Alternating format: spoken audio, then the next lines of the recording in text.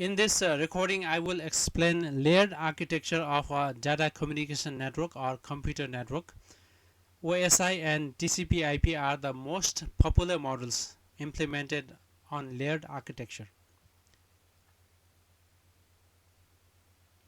Layering is a divide and conquer approach in which the complex processing tasks of a computer network are divided into smaller, manageable layers.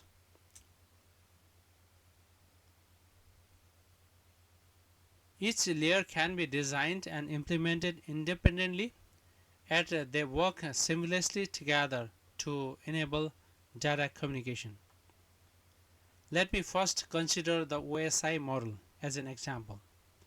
OSI stands for Open System Interconnection and was developed by the International Organization for Standardization (ISO). The OSI model organizes network communication into 7 distinct layers, each responsible for a specific function. This layered structure simplifies the design and implementation of network systems by allowing each layer to be developed and managed independently. At the same time, the layers work together seamlessly to ensure reliable end-to-end data communication.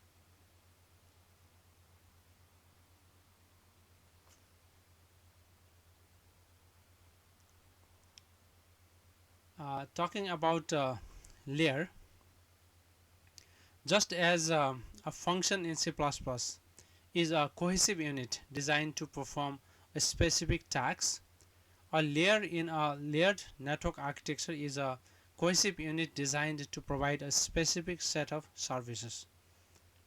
This design promotes modularity, clarity, and reuse while allowing layers to be developed and modified independently. A concept closely related to layers in a layered architecture is services.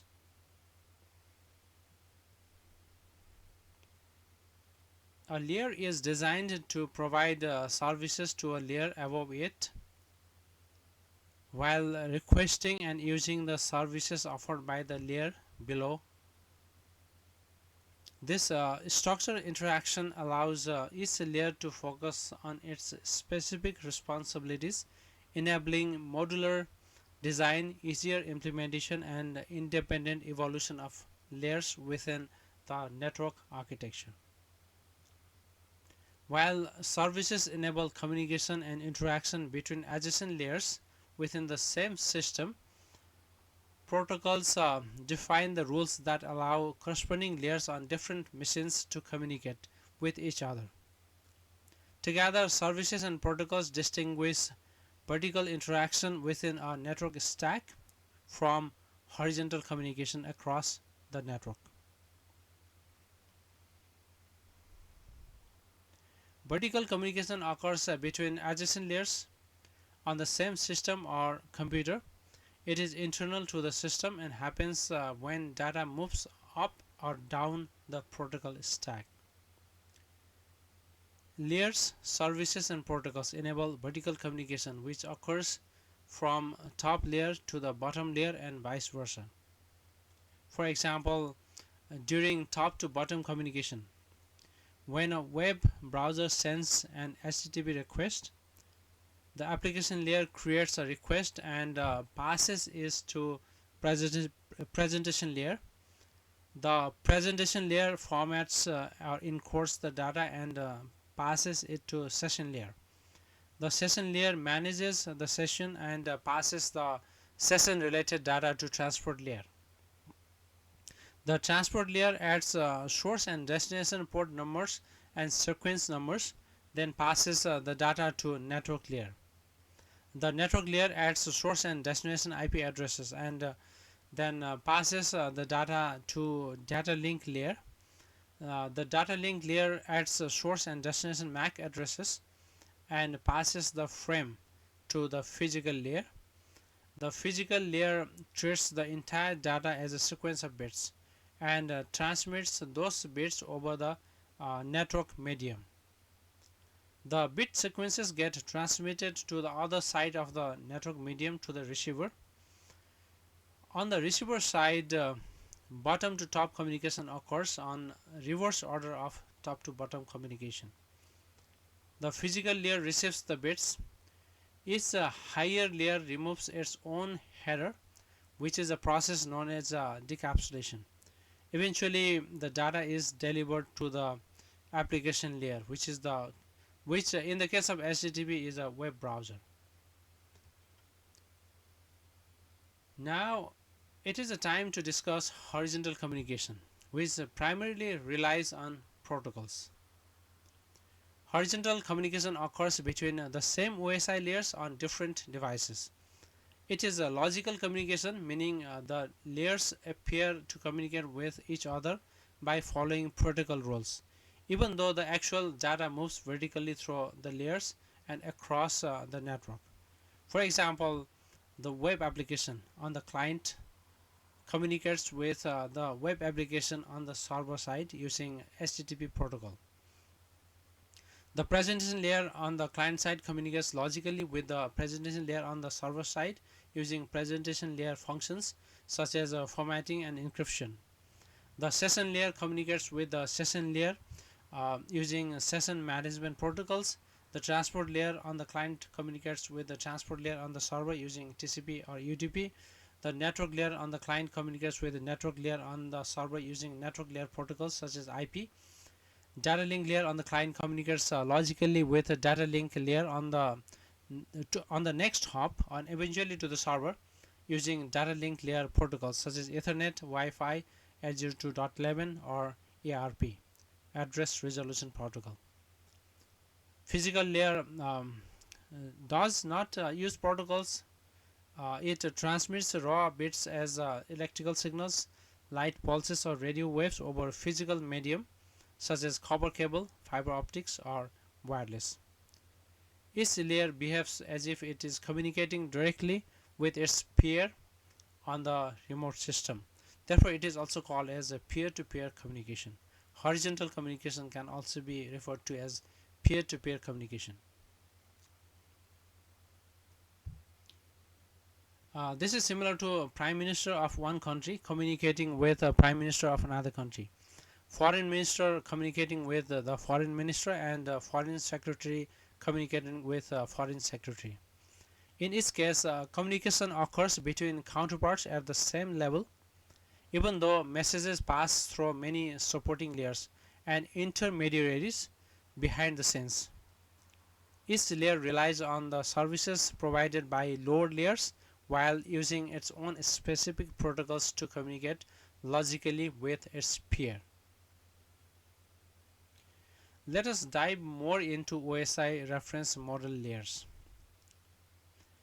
As presented earlier in this video, the OSI reference model defines a 7-layer architecture that standardizes the functions required for network communication. Each layer has a well-defined responsibility and interacts with adjacent layers through clearly specified services and interfaces. By organizing communication in this way, the OSI model provides a systematic approach for designing, implementing, and understanding complex network systems. Physical layer transmits raw bits over the medium. Data link is responsible for framing, MAC addressing, local delivery. Network layer is responsible for logical addressing and routing. Transport layer is responsible for end-to-end communication and reliability. Session layer is responsible for session establishment and management. Presentation layer is responsible for data format, encryption, compression. Application is responsible for network services for users and applications. We begin our discussion with physical layer as it forms the foundation upon which all higher layers operate. The physical layer is responsible for transmitting raw bits over a communication medium, which can be wired or wireless. Its main concern is ensuring that bits sent as ones and zeros are correctly received. This means the physical layer decides how data is physically sent from one device to another. It defines how zeros and ones are represented as electrical or light signals, how long each bit lasts, and whether devices can send and receive data at the same time. It also specifies how a connection is started and ended, what types of connectors and cables are used, and the role of each wire or pin inside the connector. These concerns focus on mechanical, electrical, and timing characteristics of the physical transmission medium. Now, the time to talk about the data link layer. The layer above physical layer. Data link layer ensures reliable data transfer over a physical link by detecting and masking transmission errors. It divides data into frames and sends them sequentially, and may require acknowledgements from the receiver. It also manages flow control to prevent fast transmitters from overwhelming slow receivers. In broadcast networks, a sub-layer of the data link layer called medium access control (MAC) regulates access to the shared communication channel.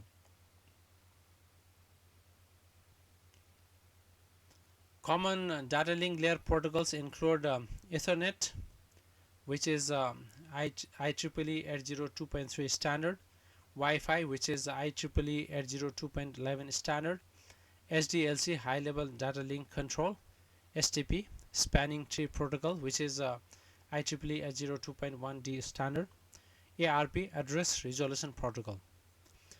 Address resolution protocol primarily works with data link layer, but it also interacts with network layer. It maps IP address to a MAC address so that a routing device can send data frames to the correct device on the local network. Now, network layer, the third layer of OSI model, is responsible for delivering data from source device to destination device across one or more networks. It handles logical addressing, routing, and packet forwarding. When packets traverse multiple networks, the network layer resolves issues such as differing addressing schemes, packet size limits, and protocol incompatibilities, enabling communication across heterogeneous networks. This layer manages the operation of subnets and determines how packets are routed from source to destination.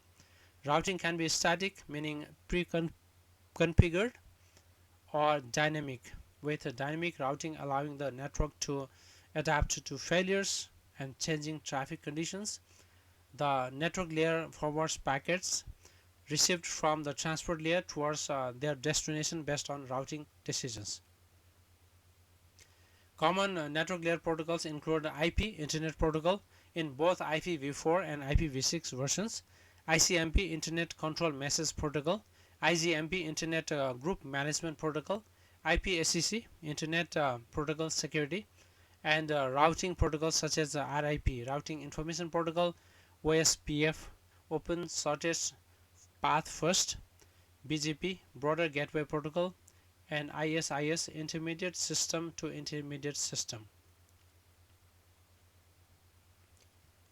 The transport layer provides end-to-end communication between applications on source and destination machines. It accepts data from upper layers, divides it into smaller units if necessary, and passes them to the network layer while ensuring reliable delivery. It also shields upper layers from changes in underlying hardware and network technologies. The transport layer determines the type of service to offer, such as an error checked in order byte stream, on order message delivery, or message oriented communication. Although perfectly error free transmission is impossible, practical implementations keep error rate low enough to be negligible. Unlike lower layers, which operate only between neighboring devices, the transport layer ensures communication between the ultimate source and destination programs. Common transport layer protocols include TCP, Transmission Control Protocol, UDP, User Datagram Protocol, SCTP, Stream Control Transmission Protocol, and DCCP, Datagram Congestion Control Protocol. Session layer enables users on different machines to establish, manage, and terminate sessions. It provides services such as dialog control, tracking transmission turns, token management preventing conflict during critical operations, and synchronization checkpointing long transmissions to allow recovery after failures.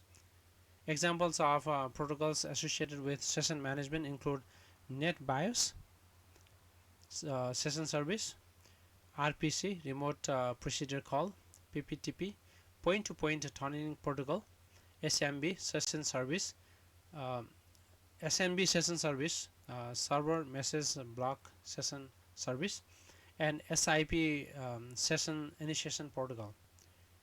In modern networks, session layer functionality is often integrated into application layer protocols rather than implemented as a separate layer. Presentation layer ensures that data is in a format the application can understand. It handles data translation, encryption and decryption, and compression and decompression, enabling applications to communicate across diverse systems. In practice, these functions are often integrated into application layer protocols.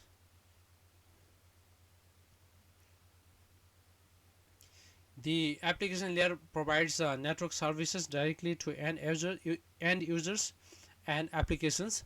It supports functions such as email, file transfer, remote login, and web access, enabling users to interact with the network. HTTP Hypertext Transfer Protocol is widely used application layer protocol. Other protocols are for email, file transfer, etc.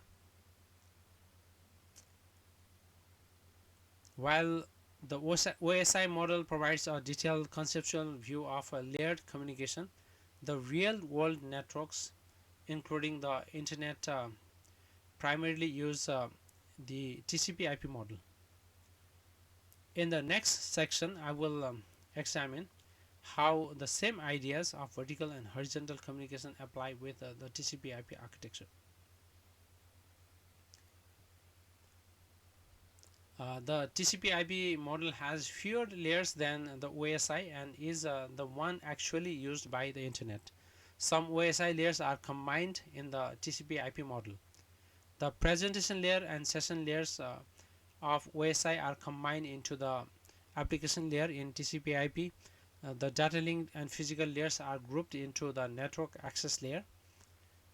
TCP IP bridges the gap between theory and real world implementation. It is the architecture used in the internet and is implemented in operating system, routers, and servers. You can see TCP IP as an engineering trade-off between theory and implementations. You can think of the OSI model as an abstract class or an abstract data type. It defines the conceptual layers of networking and specifies what each layer should do, but it is not tied to a specific implementation. In contrast, the TCP IP model is like a concrete class or concrete data type. It represents the practical implementation used on the internet, combining some OSI layers for simplicity and efficiency. The diagram illustrates this analogy, showing OSI as an abstract class and TCP IP as a concrete, with arrows highlighting how layers such as presentation and session are merged into TCP IP's application layer and how data link and physical layers are combined into the network access layer. Note that this analogy is meant to help those familiar with C++ abstract class and abstract data types in data structures and algorithms better understand the difference between OSI and TCP IP models. It doesn't mean that OSI layers cannot be implemented. Unlike abstract classes or abstract data types, OSI layers can be realized in practice. Let us look at the TCP IP protocol stack and understand what each layer does, what services it provides, and some example protocols. The topmost application layer provides network services directly to applications. For example, when you use a web browser, email client, or DNS resolver, these programs are working at the application layer. The services include data formatting, message handling, and making sure the application can communicate over the network. Common protocols here are HTTP for web pages, FTP for file transfers, SMTP for sending emails, and DNS for domain name resolution. The transport layer ensures end-to-end communication between applications running on different devices. By handling segmentation, sequencing, error detection, and flow control, this layer ensures that data sent from one application reaches the correct application on the receiver side reliably, or at least delivers it putting its best effort. Examples of transport layer protocols are TCP, which is reliable and connection oriented, and UDP, which is faster but connectionless and doesn't guarantee delivery.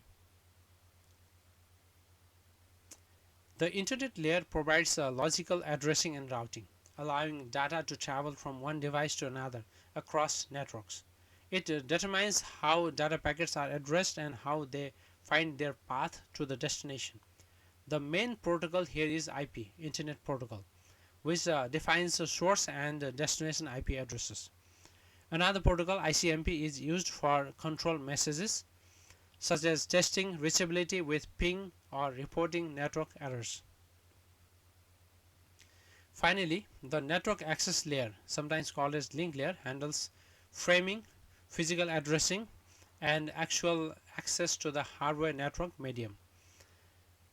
This layer ensures that bits are correctly transmitted over the physical medium, whether it's copper wires, fiber optics, or wireless. Common protocols include Ethernet for wired LANs, Wi-Fi for wireless LANs, and older technologies like FTDI, Fiber Distributed Data Interface for fiber optics. Let us understand the process of encapsulation and decapsulation as the data moves through the TCP/IP layers. Encapsulation is a process of wrapping data with protocol-specific information as it moves down the TCP/IP stack at the sender. Each layer adds its own header and sometimes a trailer to the data received from the layer above. Decapsulation is the process of removing headers and trailers from received data as it moves up the TCP/IP stack. Each layer on the receiving side reads and interprets its corresponding header, extracts the relevant information, and passes the remaining data up to the next higher layer. Next, I will discuss encapsulation and decapsulation in more detail as they occur across TCP/IP layers. Encapsulation in application layer. At the sender side, the application layer creates the user data that the application wants to send over the network, such as HTTP request or an email message. This data is passed down to the transport layer where further encapsulation occurs. The application layer does not add headers or control information itself. It simply provides raw application data to the lower layers for transmission. Transport layer encapsulation. Transport layer adds a transport header to the data received from the application layer. This header could be a TCP header or UDP header depending on the protocol used. Transport headers carry information such as source and destination port numbers, sequencing, and error control. The amount of information placed in the header differs between TCP and UDP. TCP headers include more control information for reliable delivery, whereas the UDP headers are simpler, which makes the data less reliable. The resulting units, the data units, or the things that are obtained or produced after the application of the header, TCP or UDP header, are called as TCP segments or UDP datagrams.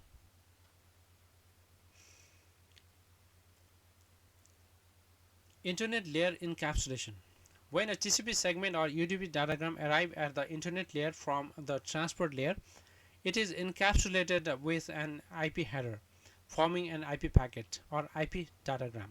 The IP header contains information such as the source and destination IP addresses, protocol identifier indicating whether the payload is TCP or UDP, the total packet length, and other fields required for logical addressing and routing across networks.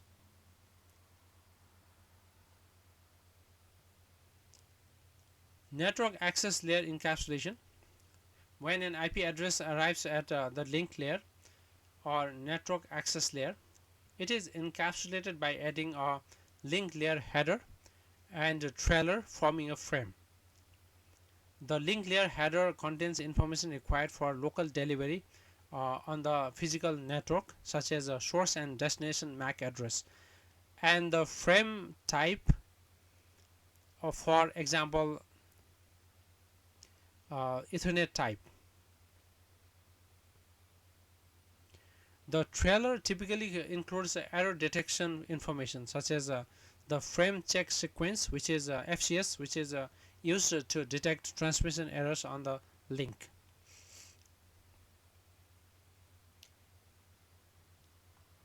Now, network access layer.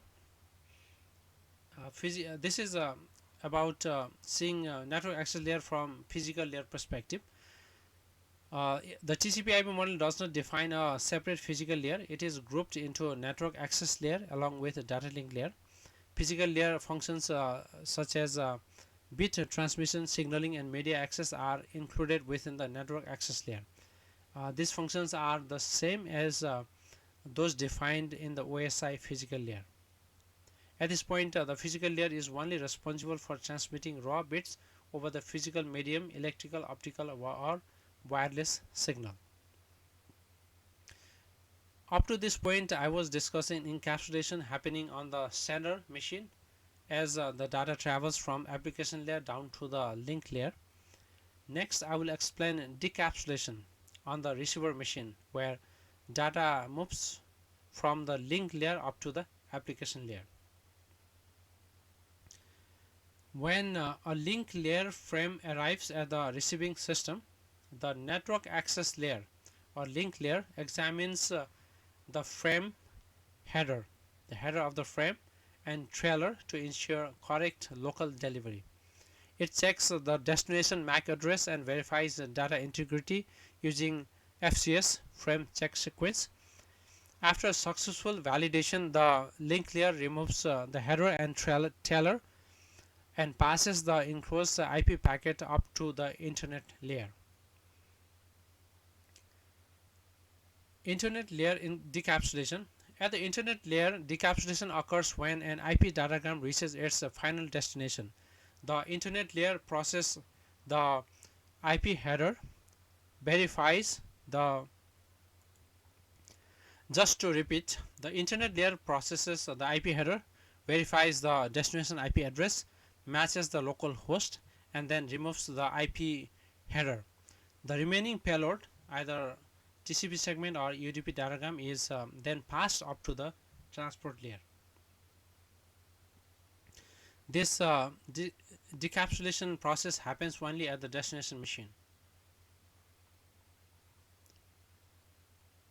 Now, internet router processing. Sometimes this data has to be processed by the router as well, not only destination machine.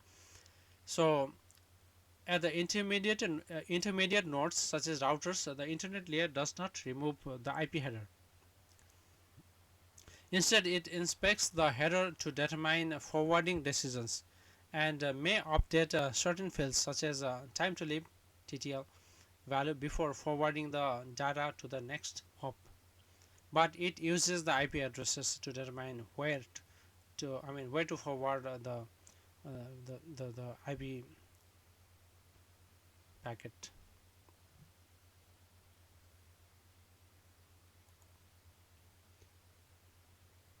Transport layer decapsulation. At the transport layer, decapsulation occurs when a TCP segment or UDP datagram arrives from the internet layer. The transport layer processes the transport header to determine how to deliver the payload to the correct application. The header is removed to extract application data. The transport header contains the source and destination port numbers, sequencing information, and error check data. TCP segments are processed for reliable delivery, including sequencing and acknowledgement, while UDP diagrams are processed more simply. After removing the header, the remaining application data is passed up to the application layer for use by the appropriate application or appropriate program.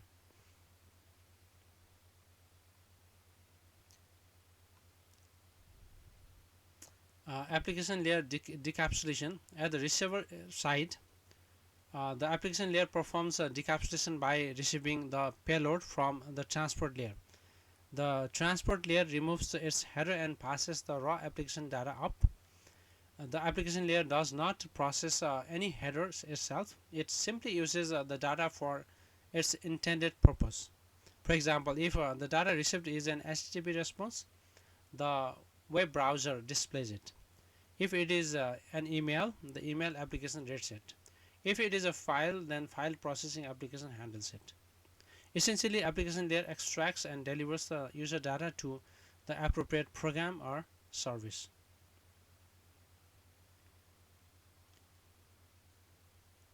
This concludes the overview of network layer architecture, OSI and TCP IP models, layers, services, protocols, and encapsulation and decapsulation.